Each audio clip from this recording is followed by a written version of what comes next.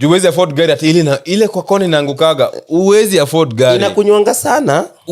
Uwezi afford gari. Kuna msameni wonu kuhusu RAV4. Siku hizi sitaki kuona RAV4. Ale RAV4 hiyo ukitaka mashida nunua RAV4. Nikacho sawa. Huyu jamaa ako na RAV4. Ashaikusoma na RAV4. Mara mingi wanakuanga madriver tu. Kwanza wewe unataka mashida? Sitaki mashida. Ndio usinunue RAV4. So usikie tukiambiwa. Wewe utaki mashida. Sasa unapea tu perspective yako na si fiti.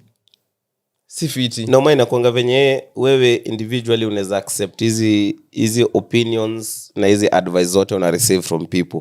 Hapo ndo mtu lose himself ama herself kwa sababu unataka kuwatch life na hii angle yenye umeshaambiwa.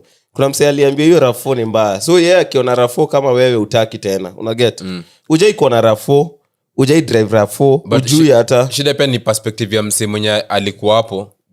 Juu ulifail kwa hiyo kitu, usifeel sasa kila mtu ako doomed kufail kwa hiyo kitu same. Najua wewe kwako ku make it, but imanishi sasa ati unaona ile life yako huwezi copy paste kwa kila msee. Kila msee ana live life yake. So wewe juu ilikufanyikia hivyo, tuseme basi ilikuwa mbaya for real. RAV4 zikupeleka fiti. Imaanisha hakuna msee mwenye ako mahali RAV4 inampeleka tu poa. Acha hizo. Usifanye hivyo.